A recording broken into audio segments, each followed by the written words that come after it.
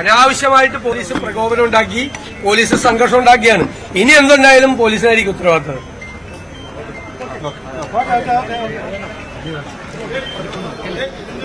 Police വരട്ടെ എന്ന വെല്ലുവിളി തന്നെയാണ് ഇപ്പോൾ കോൺഗ്രസ് പ്രവർത്തകർ ഉന്നയിക്കുന്നത്. അല്പസമയം മുമ്പ് പിങ്ക് പോലീസിന്റെ വാഹനം കടന്നുപോയപ്പോഴടക്കം വാഹനത്തിൽ പ്രവർത്തകർ അടിക്കുകയും ഇടിക്കുകയും ഒക്കെ ചെയ്ത പശ്ചാത്തലമുണ്ടാകുന്നു. പോലീസ് വാഹനത്തിൽ വളരെ പെട്ടെന്ന് അവിടെ നിന്ന് നീങ്ങേണ്ടി വരുന്നു.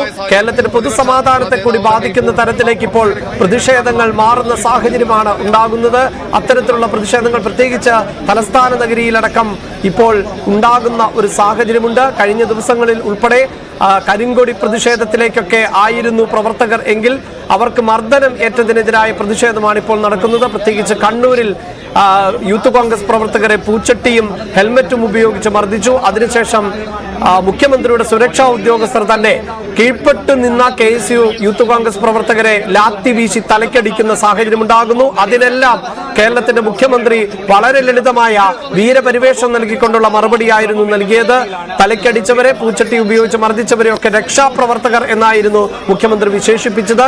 സെക്യൂരിറ്റി ഉദ്യോഗസ്ഥർ, സുരക്ഷാ ഉദ്യോഗസ്ഥർ മർദ്ദിച്ചതൊന്നും കണ്ടില്ല എന്നും അദ്ദേഹം പറയുമ്പോൾ ഇപ്പോൾ പ്രതിപക്ഷ നേതാവും അതേ ഭാഷയിൽ തന്നെയാണ് സംസാരിക്കുന്നത്. പിങ്ക് പോലീസിനെതിരായ അതിക്രമം കണ്ടില്ല എന്നാണ് പറയുന്നത്.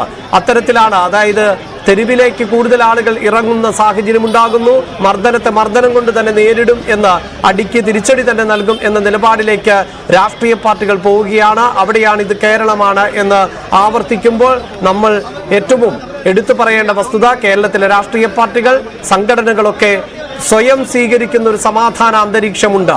അത് തകരുന്ന പശ്ചാത്തലത്തിലേക്ക് കേരളം എത്തുന്നു എന്നുള്ളതാണ് ഇപ്പോഴത്തെ സാഹചര്യം.